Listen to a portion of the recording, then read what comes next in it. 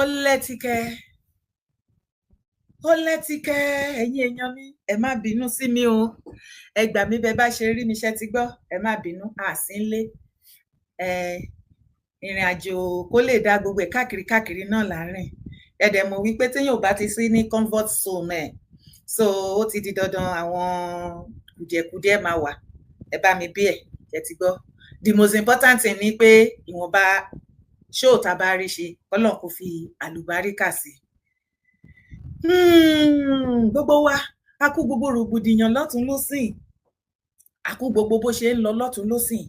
a kú kó lè dá tí gbogbo wa jọ ń bá kiri Ìgbòho ọmọ rẹ ọmọ alágbàdo òde Yorùbá ní ẹ jẹ́ a dúpẹ́ lọ́wọ́ ẹni tó rí ni tó mọ́jú ọ̀pọ̀ èrò ní òtí ẹ̀ mọ tí òtí ẹ̀ wo ibi tá a wà tàbá wá rẹ́rìn ẹjẹ́ àsọpá rẹ́rìn àjànàkú kọjá mo rí nǹkan fìrí ká tó wọnú ètò ẹjẹ́ àṣebá ti ń ṣe. Ẹ jẹ́ ká fìmọ̀ ṣọ̀kan torí ilẹ̀ bàbá wa láti tún ṣe láti gbéga fún lọ síwájú rere. Ìjà ìrẹ́pọ̀ ló yẹ wá kájà fúnlẹ̀ bàbá wa nítorí wa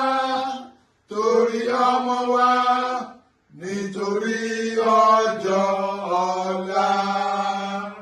ọmọ Odùduwà ni wá níbikíbi tá a bá wà ẹ jẹ́ ká fẹ́ra wa ká sì máa rántí pé a ó padà sílé.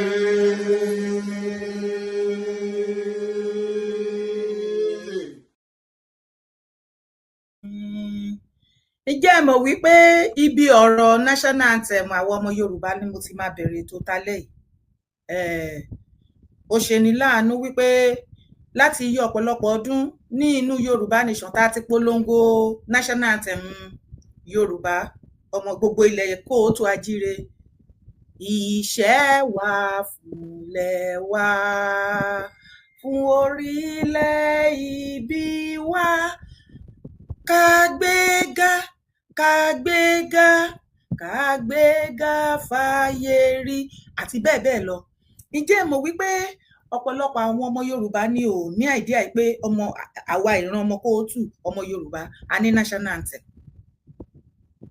Mo discover ní àná ó dẹ̀ ṣe mí bákan anyway a sọ̀rọ̀ nípa ẹ̀ díẹ̀ bọ́ ká tó wọnú ètò yányánṣẹ́ ẹ jẹ́ ká kọ́kọ́ kàn sí ìyá wa tí wọ́n ń ṣe olúgbọ̀wọ́ fún gbogbo ìgbà tẹ́ bá ti rí wa tá à ń ṣe live show báyìí tí wọ́n kún wa lọ́wọ́ tó ń jẹ́ kí gbogbo ètò yìí lórí live show kó tò bó ṣe yẹ kó tò. Hello everybody. Good morning everyone. It's your girl again here, Bina Skincare and Spa.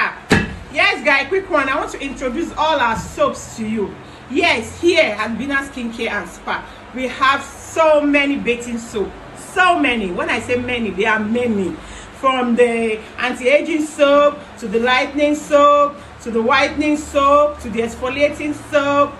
to the caramel soap. We have a lot, guys. Do you know you can just be using soap without cream and your skin will be skinning, like glowing? It will be blinding your enemy. Just try any of our soaps, but we need to see you first. Come for consultation is free. There's nothing to worry about. We have there many. Your skin will glow, your skin will thank you. Bina Skincare and Spa is the only solution to all your skin issues. Just call on us or you're walking. You are always welcome. Ẹ má bínú, mo ti ṣàlàyé fún wa wípé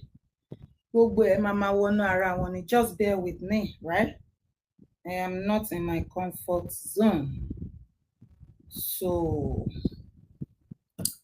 ẹ jẹ́ àtẹ̀síwájú ẹ ṣeun. Gbogbo Fúlàní pátápátá kira bẹ ní gbogbo yaran ka wai kira yaran ka a ga musu duk abin da suka yi a cikin gari ba wanda ba su ke kara ba wurin ranka ne ba da ka gane ko to daga nan yanzu ma aka mata ka dan musu maganan bayani ka ga musu ka ce ko duk lokacin da yanzu kai abin da bai da cewa an ka kama su ba ruwanka aboki wanda abokin suka yi a wada musu su bere ke aboki wanda bai ba su da kore su ta da su kuma su da su aka gani su aka saka waje abu fitina wai duk yaran nan kuma ma in ka da wani aboki a cikin gari ma ko ina ma ko daga igaci ne in sun ka zo wajen su ka kira su yaran ka ma ka ga ma yaran ka kada su yi wannan abu ma in sun kai wannan abu mai gida ya ce sai so ya banda nan a cikin gari a gane ya sa ba mu so fun ye wai abin da wanda ya ga maka ne wani gogwa wai ka ji magana shi na ji magana shi wai ka ji na ji magana shi wai bai saba na ji magana shi ko ya wakan da ya ce mo ba tún wallahi na gbọ́ ji pé magana shi wọ́n díyàn kuma duk yanda mutane suka jin tsoron shi ka ji abin da ya ka ji magana ka ji abin da ya kare da ya ce wai iya ji labari an ka isa ta wani a cikin gari ma yanzu ba tí bá gbọ́ wọ́n díyàn gbé nínú bàbá mi ń bí ba zai kware ba ka gane abin da ya ce gbogbo ọmọ tó bá náà máa yẹn o máa bá wọn jà gan tí ara wọn máa kọ. za su halbe shi su kama wanda zai kama su amma zai kashe kowa ne a cikin gari ṣùgbọ́n tí wọ́n bá ti díyàn gbé tálàfẹ́ àwọ̀ àbí ṣe ń wà láti ilẹ̀ kó tó fi wọ́n change nǹkan sí tí wọ́n sọ̀yàn jí gbígbé di business tí wọ́n dá mọ̀ lùmọ̀ tó ṣe pé yẹn ni wọ́n á ń dà tó ń jí gbé wàhálà ni ṣùgbọ́n tí wọ́n bá ti sí yẹn àlàáfíà kálukọ́ mọ́ sí sẹ́rẹ̀. in ba wani abun ba wani masalla ba abin da ranka da ya ce kenan wai kowa ya dan zauna nashi amma abu ya faru a cikin gari ma shi zai zo ya kawo wannan babban surutu ma a zo a yi buro'u ba abin da ranka da ya ce Allah tsare Allah tsare na gode minti biyu to yanzu kamar wannan bayanin da ya zo ya yi gaya man kasan nan gidana ne kuma abokin shi ya sai man wurin ba muka zauna lafiya ó ní ọ̀rẹ́ òun dẹ̀ lọ ta ó ní ọ̀rẹ́ yín ló fóun ní bọ́ọ̀lù láti ilé òun ní bọ́ọ̀lù ó ní ilé òun èmi mọ̀ ó sì ti wá bí ẹni tó fún níbí ọ̀rẹ́ ní òjìyàn pé ẹni tó fún bí òun ní fọ́mà alága wa nígbò wọ́n á máa gbọ́n tí mo fẹ́ sọ fún ó gbàgbé ẹni tó fún bí o èmi lè gbé kó bí ó gbàgbé ẹni tó fún bí èmi Sunday Igboho lèmi ń sọ̀rọ̀ fóun àlàáfíà ni mo fẹ́ ń gbò ó ń bí àlàáfíà ni mo fẹ́ kájọ mọ́ gbé fọ́ọ̀mù ọgbẹ́ pẹ̀lú àwọn fámìlì mi ń bí lálàáfíà ni o lálàáfíà bá ti wà wọn ọ̀dẹ̀ gbọ́dọ̀ bó fún àwọn ẹnìkan kan jẹ́ mọ́ wai kada sanu ya je shiga wani cikin wọn gbọ́dọ̀ bó kó jẹ́ mọ́ o. ẹ kálẹ́ mo kíwa lẹ́ẹ̀kan sí i mo tún kíwa ṣé ọ̀rọ̀ mi clear dáadáa ṣé ń gbọ́ mi ẹ jẹ́ kí n mọ̀ tẹ́ bá ń gbọ́ mi tí ọ̀rọ̀ mi bá clear because fan wà nítòsí mi tí ó súnmọ́ mi ṣé ariwo yẹn ò pọ̀ jù ẹ jọ̀ọ́ ẹ jẹ́ kí n mọ̀ ẹ̀yin olólùfẹ́ mi ibi tẹ́ bá ti ń wò mí yálà lórí Facebook àbórí YouTube ẹ jọ̀ọ́ ṣé ohùn mi clear ṣé ẹ gbọ́ mi dáadáa sà mà orú yẹn pọ̀ gan kò Sherifat Ọlátúnjí okay funky fine mama ẹ kálẹ́ ẹ kú ọjọ́ 3 ó yẹ ẹ àdé ọjọ́ kan mọ́ kó di 4 ṣàlàáfíà ni mo bá yín àlàáfíà ni mo tiẹ̀ máa bá yín àlàáfíà ni gbogbo wa máa wà lágbára lọ́wọ́ Ọlọ́run ẹ má gbàgbé o nǹkan mẹ́ta tẹ́ máa ń bá mi ṣe torí àwọn alágbára ni o tẹ́ bá ti rí fídíò mi tó ń skip ẹ ti mọ̀ ẹ máa bá mi tẹ lọ́ọ̀fù ẹ gbọ́wọ́ lé ẹ máa comment ẹ̀yin gangan ni mo dẹ̀ fẹ́ kẹ́ bá mi dá sí ètò yìí púpọ̀ jù lénìí torí mi ò fẹ́ kó dàbẹ́ ni wípé à ń sọ̀rọ̀ sí yín lẹ́nu torí ọ̀rọ̀ tó wà ńlẹ̀ ńsìn ó ti kọjá ọ̀rọ̀ wípé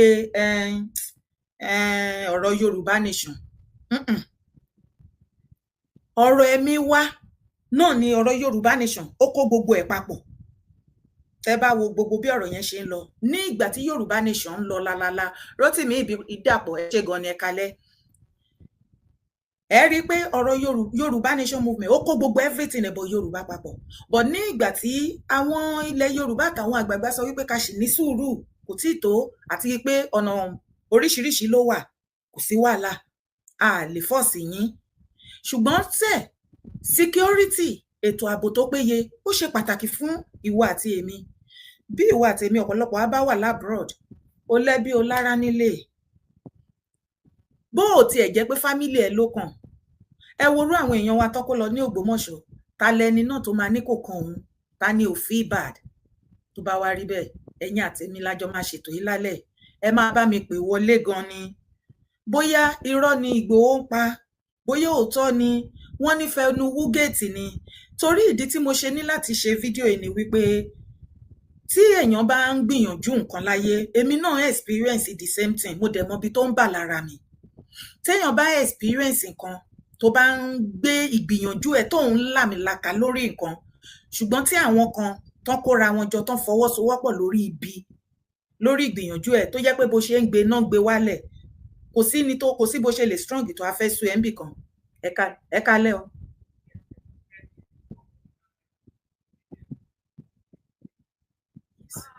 ṣé kí n gbé yín sí speaker. mo ń wo live kan lọ́wọ́ tí Mr. Wisdom ń ṣe lọ́wọ́ wọ́n ń tú gbogbo everywhere kan lẹ̀ ni. Hello. wọ́n ní 36 hello ma. ẹ má bínú that is lórí Mr. Wisdom orí dára lẹ́wà ẹ má bà life ọ̀dọ̀ mi jẹ́ mi ò like ẹ o ẹ̀yin lẹ máa ń fárẹ wàhálà sílẹ̀ ó ń ṣe show lọ́dọ̀ tẹ̀ mo ń ṣe lọ́dọ̀ títí mi tẹ́ bá polongo Wisdom àwọn fans á kó lọ síbi ibẹ̀ then you make mine empty don't behave like that it's not fair. Tẹ́ bá fẹ́ dá sétò tọ́pìkì tí mo wá treat ó ní kẹ́ sọ̀rọ̀ lé lórí tó bá yẹ pé nǹkan tí Wisdom ṣe you can as well call on his show ẹ má máa ṣe bẹ́ẹ̀ yẹn. ẹ má bínú mà ẹ má bínú mà ẹ má bínú ẹjọ́ ẹ má bínú. à ń gbọ́ yín. ọmọ ọkọ yàtọ̀ sọ́mọ àlè lóòótọ́ yèyé. ọmọ ọkọ yàtọ̀ sọ́mọ àlè. bẹ́ẹ̀ni. ṣe bá a ti ń bẹ̀ wọ́n láti ṣọjọ́ ẹ pé ẹjọ́ ẹ bá wa fọkùnrin láyè kó wọnú gbó ẹ bá wa fún láyè kó wọ gbó ẹ bá wa fún láyè kó wọ gbó kí ló wọlé ẹgbọn tó ń ṣẹlẹ̀.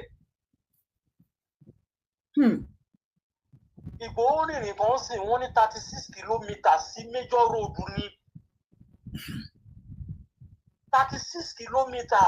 wọ́n mà ní fẹnu wúgẹ́ẹ̀tì mà ní. wọ́n mà ní òun fẹnu wúgẹ́ẹ̀tì mà ní. kò ní dáa fún mọ́fútí kó bọ́ tàbá yìí sìn kí mọ́fútí máa wòran kó bọ́. gbogbo ẹ̀yin ọmọ ọkọ ilẹ̀ Yorùbá ni mo wá bá lóhùn ni mo bá ní gbólóhùn lálẹ́ yìí. àwọn bàbá ẹ ní sùúrù àwọn ìsọ̀rí méjì ni wọ́n sọra wọn di alátakò inú mi dẹ̀ dùn lásìkò yìí pé onílẹ̀ ń fojú wọn hàn àfiwọ́ tó ò bá fẹ́ gba òtítọ́ gẹ́gẹ́ bí ọmọ Yorùbá lóko ẹ ti rí wípé two set of people group àwọn ni wọ́n ń gbógun ti iṣẹ́ ọwọ́ Ìgbòho torí wọ́n jẹ lábẹ́ Fúlàní tàyún tàyún ẹjọ́ kí ni ìtumọ̀ tàyún. ó bá mi rin 2 kìlómítà péré òun tí ẹ wọ. kí ni ìtumọ̀ tàyún kò àmọ́ túmọ̀ ẹ̀ ṣe fẹ́ fi tàyún wé ìlú ẹkùn ní ìgbà tí ilẹ̀ bàbá tó bí ẹ lọ́mọ tó ń gbé tó ti ń mu tó ti ń jẹpo tó ń jẹyọ̀ tó ń jata tó ń momi tí ogun dé tí wọ́n pa kúkúrú tán pa gúngùn tí inú tiẹ̀ ń dùn ní kọ́lọ́fín ìyẹn tàyún Gúnmi ilẹ̀ Yorùbá Gúnmi Ìwó tí inú ẹ̀ ń dùn ìgbà tó wá wò wípé kí ló yẹ kó ṣe ó wá lọ kó gbogbo àwọn ọmọ ilé kéwú ó kó wọn jọ tó ń kọ́ ní jihad ó wá ní kán bọ́ síta ogun ń ṣẹlẹ̀ ní Palestine ó ń ṣẹlẹ̀ nílẹ̀ Yorùbá níbi tó ná bí ẹ sí ó wá ń jà òun fún ilẹ̀ Palestine tó ò gbé tí ò sí nǹkan tó ń benefit látọ̀dọ̀ tó bá ń gbowó ń bẹ̀ tán sponsor ẹ wọ́n sponsor ẹ against ilẹ̀ bàbá ẹ ó wá kó àwọn ọmọ ilẹ̀ Yorùbá ó ní freedom for free Palestine díẹ̀ ní kò sí ibi tí Tàyún Gúnmi Ìwó tó ti bọ́ síta àbẹ́ ti rọ́jọ́ tó sọ̀rọ̀ tẹ́ ẹ bá jókòó kẹ́ farabalẹ̀ Gúnmi Ìwó mà ti ní mental problem ẹ̀yin lẹ farabalẹ̀ kẹ́ máa wò dáadáa tẹ́ bá lísì sí ọ̀rẹ́ ò má ṣe ara wọn tí Gúnmi Ìwó bá fẹ́ sọ̀rọ̀ kí ló máa ń sọ á sọ̀rọ̀ á lọ sí Palestine á kúrò ní Palestine á bọ́ sí Iran á kúrò ní gbogbo Islamic country pátápátá ibẹ̀ ló máa lọ a máa sọ story wọn ẹjọ́ kí ni story tó ń ṣẹlẹ̀ ń bẹ̀ ṣe kan ìwà àtẹ̀mí nílẹ̀ Yorùbá nígbà tí story titi wa gan tó ń jó wa lára ṣé o ò fúnra wípé kí ló dé tí ò dá sí gbogbo rògbòdìyàn tó ń ṣẹlẹ̀ nílẹ̀ Yorùbá kí ló dé bó ṣe gbé ọ̀rọ̀ àwọn Islamic country tó ń finance wàhálà nílẹ̀ Yorùbá bí Gúnmi Mufti Ìwó Tàwọn Onítàwọn àti Gúnmi Olúwo bí wọ́n ṣe gbé ọ̀rọ̀ àwọn Islamic country bí wọ́n ṣe gbèrú kí ló ní wọ́n lára tí wọn ò lè gbé tilẹ̀ ilẹ̀ Yorùbá tí wọ́n ti ń jẹ tán tí mu tán gbé tán fi ń jẹ́ nǹkan tán jẹ́, kí ló dé tán lè gbé sórí bẹ́ẹ̀? Kí ló dé tó ṣe wá jẹ́ wípé àwọn tí wọ́n wá gbé sórí nígbà táwọn ń jà fún Islamic country tí ò kàn wá lọ́wọ́ lẹ́sẹ̀, òun làwọn olóbùkù wọ̀nyí, àwọn yẹn ni wọ́n wá ń gbógun tì. Ṣé ti rí wípé ọmọ ọkọ ti fira ẹ̀ hàn? Ṣé ti rí wípé ọmọ àlè náà ti jẹ́wọ́ ara ẹ̀? Ṣé ti ń rí bó ṣe ń lọ? Èmi ò sí ní Nàìjíríà, ṣùgbọ́n bí nǹkan bá ṣẹlẹ̀, máa fara rárá fi balẹ̀ láti ṣe findings kí n tó bọ́ síta fẹ̀rẹ̀. Òun ni ọ̀pọ̀lọpọ̀ yín ṣe máa ń rò wípé tí nǹkan bá ti ṣẹlẹ̀, ẹ lọ béèrè lọ́wọ́ Dara ṣé lóòótọ́ ni, because ẹ mọ̀ pé màá ṣe findings mi, ìwọ̀nba nǹkan tí mo bá rí lótìtọ́ màá mú wá. Torí a ti tó ọjọ́ mẹ́ta kan lórí sọ̀rọ̀sọ̀rọ̀, kò dẹ̀ sọ̀rọ̀ views àbí nǹkan kan nìkan lèèyàn ń dúró dè bí ò ṣe orúkọ brand ẹ, àbí kò yé yín báyìí. Èmi ní brand ti tèmi, so mo ní láti protect ẹ. Ní ìgbà tí Chief Igboho gbé kéèsì yẹn jáde lánàá, tí wọ́n lọ sí ọ̀dọ̀ kábíyèsí, tí wọ́n fún àwọn Fúlàní ní 2 hours kí wọ́n fi bọ́ síta láti release àwọn tó lọ. Ẹ jẹ́ ká sọ̀rọ̀ lé lórí. Ṣé fídíò yẹn lásán kò tó torí? Ẹ jọ̀ọ́ ẹ̀yin ojúlówó ọmọkọ Yorùbá tí ọ̀rọ̀ mi bá yé lórí ètò yìí, mo ti sọ wípé èmi nìkan kọ́ ni mo fẹ́ ṣètò lénìí. Ẹ̀yin tẹ́ ń wò mí tí gbogbo ọ̀rọ̀ kò sí nǹkan tó ń ṣẹlẹ̀ látànà tẹ́ ẹ mọ̀, ẹ má wàá káwọ́rọ̀ kẹ́ wá ṣe bẹ́ẹ̀ ni wípé kí ló ń wí, nǹkan tó ń sọ òye mi. Fi síbi comment àbí kẹ́kọ̀ọ́ pè wọlé. Ẹ jẹ́ ká jọ kẹ́nu bo ọ̀rọ̀ yìí. Ẹ má jẹ́ kí àwọn ọmọ àlè gúnmí àárín wa kó jẹ́ wípé àwọn Fúlàní ẹgbẹ́ wọn tó kù, àwọn jihad ẹgbẹ́ wọn, inú wọn máa ń dùn tó bá ń gbógun ti ọmọ ọkọ láàrin wa. Ẹ jẹ́ káwa náà ká máa fúnra wa ní support. Ẹ jẹ́ Afọ́mọ Adéyẹmọ ní support. Gbogbo ibi tẹ́ bá rí tí wọ́n ti ń dúró tì í kó lè encourage others, kì í ṣe wípé àbòsí ni. Ohun tí mo bá ṣe findings tí mo rí tó jẹ́ òtítọ́, òun ni mo máa sọ fún yín. Ìyẹn ò ní dandan pé kò wò mí. Bọ̀ lórí ọ̀rọ̀ tó wà ńlẹ̀, ẹ jọ̀ọ́ ṣé nǹkan tó ṣẹlẹ̀ tí Chief Igboho ṣe ní ibi ọ̀dọ̀ àwọn pípù yẹn lọ́dọ̀ bàbá kábíyèsí ní Ìgbòho, bó ṣe tú bí ejò tínú burúkú tó bínú tí wọ́n fara ya, ṣé ẹ ò rí ìwà ọmọ kan lára ẹ̀? Ẹ jọ̀ọ́ ṣé Ìgbòho Ọláwálé kí lẹ ní kí n correct? Kí lẹ ní kí n correct sá, kí n lè mọ̀, kí lè tètè ṣe correction lé lórí. Ẹ bá mi kọ síbẹ̀ lẹ́ẹ̀kan sí. Àbí kò yé wa? Ṣé nǹkan tí nínú fídíò yẹn tó rí ṣé kò wú ẹ lórí? My dear, gbogbo èèyàn lérò wípé ọ̀rọ̀ dá lẹ́nu ẹ̀ ni, àti wípé ìwọ tó o bá máa sọ̀rọ̀ lórí ọ̀rọ̀ tó wà ńlẹ̀ níbi tí situation Nàìjíríà dé dúró, tó o bá fẹ́ lanu pàkà tó o fẹ́ sọ̀rọ̀, o ní láti okay 21st ni yóò wà ńbẹ̀. No, today is 22. Ṣé 23 ni mo fi síbẹ̀ ni? 22 lè ní. Àbí? Okay, 21st, sorry. 21st lè ní, sorry. I will correct the date. Má ṣe along the line. I will correct the date. Ẹ má bínú gbogbo yín. Ẹ ṣé, thank you. God bless you, Baba. I will do the correction. 21. God bless you. Okay, 21st. Mo ti gbọ́. Má ṣe correction bá ṣe ń ṣe lọ. Bóyá tí èèyàn bá pè wọlé, má sáré correct ẹ ṣé ti gbọ́. Ẹ jẹ́ ká máa bẹ́tò lọ kí yẹn kó má gbé wa kúrò lórí nǹkan tá à ń ṣe. Bí mo ṣe ń sọ lọ. Ṣé fídíò tí Chief Igboho ṣe lánàá yẹn, ṣé kò tó torí? Ṣé o kàn rò wípé èèyàn kan tí ò dúró déédéé, tí n bá sọ wípé dúró déédéé, kì í ṣe wípé bóyá ọ̀rọ̀ agbára náà, ẹ jẹ́ àkọ́kọ́ fi ọ̀rọ̀ pé agbára, mo ní ogun àbí mo lọ́lọ́run àbí gbogbo nǹkan tí mo bá ní, ẹ jẹ́ àkọ́kọ́ gbé dúró ná. Ìwọ tí ò bá ní òtítọ́, ẹ jọ̀ọ́ ẹ máa bá mi like fídíò yìí, ẹ bá mi like, ẹ bá mi comment, ẹ bá mi share. Mo máa tó lọ, a máa tó tan kíni wa TikTok. Ẹ jọ̀ọ́ ìwọ tó ò bá ní òtítọ́, kó dúró lórí òtítọ́, tí ò ní kọ́lọ́fín kankan lórí ọ̀rọ̀ tó wà ńlẹ̀, lórí ọ̀rọ̀ security. Àwọn àṣírí mo sọ fún yín o, mo ní láti June ní títí wọ next year February, ẹ máa rí oríṣiríṣi nǹkan tó máa ṣẹlẹ̀. Ẹ ní láti rárá fi balẹ̀ kẹ́ ẹ lè understand gbogbo bó ṣe ń lọ. Ṣé ó ti ń ṣẹlẹ̀ àbí ò tí ì máa ṣẹlẹ̀? Ṣé ti rí bó ṣe ń lọ? Jẹ́ kí ìwà tèmi kájọ lè bá. Ọ̀rọ̀ yìí o, mo ní ọ̀rọ̀ yìí o, ọ̀rọ̀ ilẹ̀ Yorùbá, ọ̀rọ̀ yìí o, ẹni máa bá wa sọ̀rọ̀ yìí o, a ní sẹ́ǹsì tó dájú, àbí mo parọ́? Ọ̀rọ̀ yìí o, ọ̀rọ̀ yìí o, ẹni máa bá wa sọ̀rọ̀ yìí o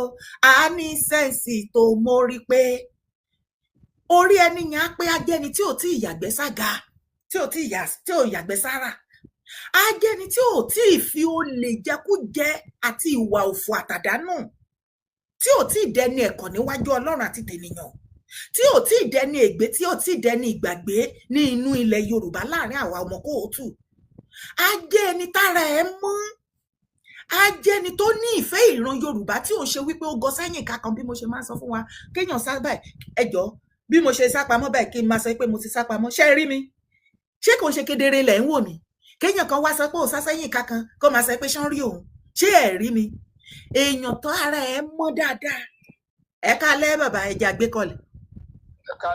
ẹ kálẹ́ máa. ẹ kálẹ́ sà.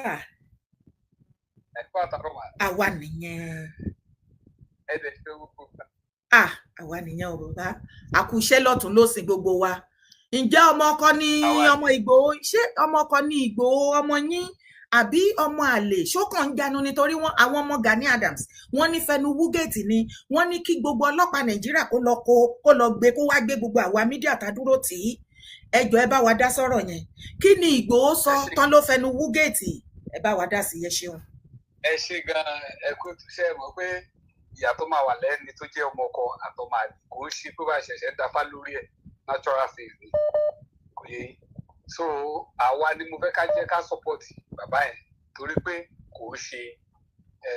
ìlú wọn nìkan náà jà ìran Yorùbá náà jà fún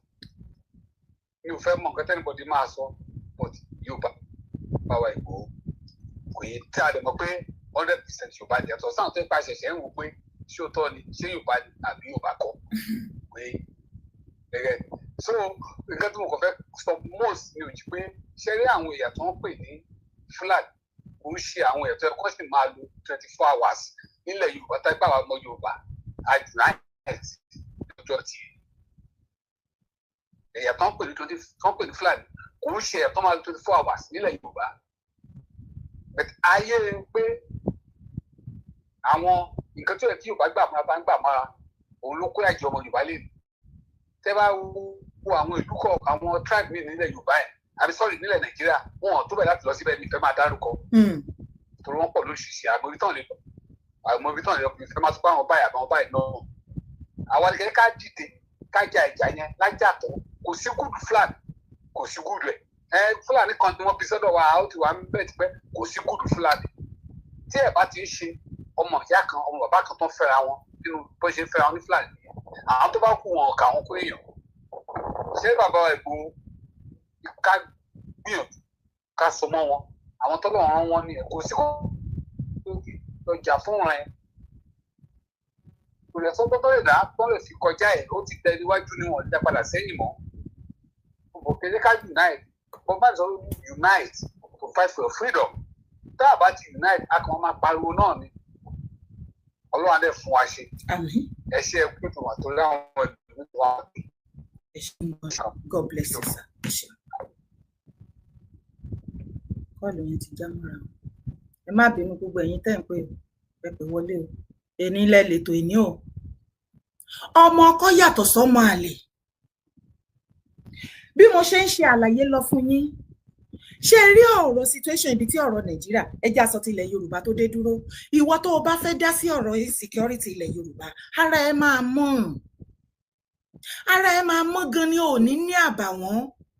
ó ní nẹsẹ̀ kan sínú ilé kó nẹsẹ̀ kan sọ́dọ̀ Fúlàní ó ní bá Fúlàní kó jẹ́ pé àwọn ni ó máa jẹ́ ojúlówó àwọn tó ń bá tó ó ní trust Fúlàní ju ọmọ ìran Yorùbá ẹjọ́ ẹ wo Ganiyu Ige Adams ọ̀rọ̀ pé kíní kan lélẹ́yìí ìwọ tó bá rò wípé bóyá tó bá wò mí dá ìwà rí pé láti bí ọjọ́ mẹ́ta mi ò fẹ́ dá sí ọ̀rọ̀ Gani mọ́ because kò relevant lójú mi mo rí nírí èèyàn tó ti finish tó ń jàporó ṣùgbọ́n mo wá rò wípé ó yẹ kó rí pé ṣùgbọ́n mo rí wípé kàkà kó rí pé kó tú ẹrù ẹ̀tọ́ kó wo ibi tí mistake tó ti ṣe mistake kó lọ túbẹ̀ ṣe ó rò wípé Ìgbòho ni problem ó wá ń fìkan ra mọ́ Ìgbòho òun ni mo ṣe ní láti dá sí torí àtàná tí Ìgbòho ti sọ̀rọ̀ ní palace àwọn ọba tó ti fún àwọn Fúlàní ní 2 hours ní Gani ti kó àwọn boys OPC kò dẹ̀ ń ṣe pé bíyà torí àná yẹn nìkan ojoojúmọ́ ni mo máa ń rí wọn online ojoojúmọ́ náà máa ń ṣe live show tó bá wá rí bẹ́ẹ̀ Gani àwa náà èmi dára mo ti rẹ́dì pẹ̀lú ẹ̀ etí ẹ̀ máa yá gan ni ogun wèrè tó máa ń ṣe kiri òòrè ògùn ṣe fáwọn ọmọ kóòtù àjíire o àṣírí ẹ ti tú o àṣírí Gani ti tú o ṣé ẹ rí gbogbo ẹnìkan ṣígun fún mi kọ́ bá ṣígun torí o ti mọ̀ wípé o ti bàjẹ́ lọ́dọ̀ ọba ok ẹ jẹ́ ká ti bí pẹlẹbẹ mọ́ lẹ́jẹ̀ yín èèyàn mi ẹ bá mi dárúkọ síbi comment section àbíkẹ́ ẹ bá mi pè wọlé yàtọ̀ fún Aláàfin Ọ̀yọ́ tí Gani lọ so mọ́ tó ń kọ́ ní ọ̀tẹ̀ torí àpadà lè realize wípé gbogbo ìwà tí Aláàfin Ọ̀wọ̀ Adétọ́nà wù àtoríṣiríṣi tó ṣẹlẹ̀ iṣẹ́ ọwọ́ Gani ni iye yín bẹ̀yìn àtàwọn kọ̀ọ̀kan lọ́yọ̀ọ́ so ìyẹn èmi ò ní interest mọ́ tèmi àbí kò yé yín yàtọ̀ fún Aláàfin Ọ̀wọ̀ Adé ẹ wá bá mi kọ síbi comment section àbí kẹ́ pè wọlé kábíyèsí wo lẹ rí nílẹ̀ Yorùbá lónìí kábíyèsí wo lẹ rí tó jó ojúlówó láti A-list títí dé Z àbí àwọn baálẹ̀ àbí àwọn olóyè tó ṣe ṣàǹkóṣàǹkó àwọn mélòó lẹ rí tí Gani lè pè pé òun fẹ́ wá bá ṣe mítí àbí òun fẹ́ wá rí wọn tó máa jẹ níhòòhò tẹ́ bá nírọ́ ni mo pa ojú ó wà fún ìran ṣùgbọ́n ọ̀pọ̀lọpọ̀ máa ń wò nǹkan àwòdànù tẹ́ bá nírọ́ ni mo pa lọ́wọ́ bẹ́ẹ̀dẹ̀ tí Gani Ìgè Adams ṣe láṣẹ ẹ rí wípé kò sí aṣọ iyì kan báyìí kò sí lára Gani Adams mọ́ onílẹ̀ ti gbaṣọ iyì ara Gani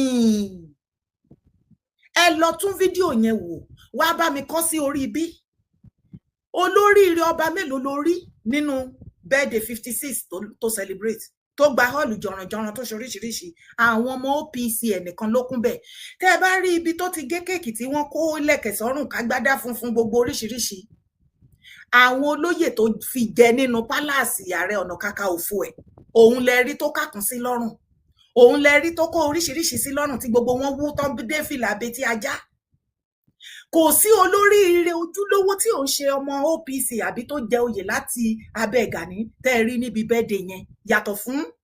Aláàfin ìdí dẹ̀ ni ọ̀tẹ̀ ló pa wọ́n pọ̀ kò sí nǹkan míì ìgbà tí Aláàfin gan tún máa wọbẹ̀ tó tún máa lọ bá tó máa lọ pàdé Aláàfin Ọ̀wọ̀ ló ń nà sí kíyẹn kó tó méyìn ẹ̀ pé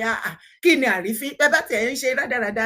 pé òun ṣe rádaràda sí wọn lẹ́yìn ìkùlé nínú ilé ó tún gbé dé social media ìyẹn Kábíyèsí Ọ̀wọ̀ Adé yà kọ́ fún èèyàn tó bá ti wà láyé tí ìgbéraga bá tiẹ̀ jẹ́ tó bìlíìfù wípé ẹ bá wa like ẹ bá wa comment náà sọ yẹn tó bìlíìfù wípé òun ti above everybody ṣe bẹ́nu ara ẹ̀ ló fi sọ nígbàrà tó jẹ́ Ààrẹ Ọ̀nà Kakanfò ó ló ní iye ọba tóun àti ẹjọ́ tóun tó ju òun lọ nílẹ̀ Yorùbá díẹ̀ ló kó fẹ́ lè máa sọ wípé àwa ò tètè mọ̀ nígbà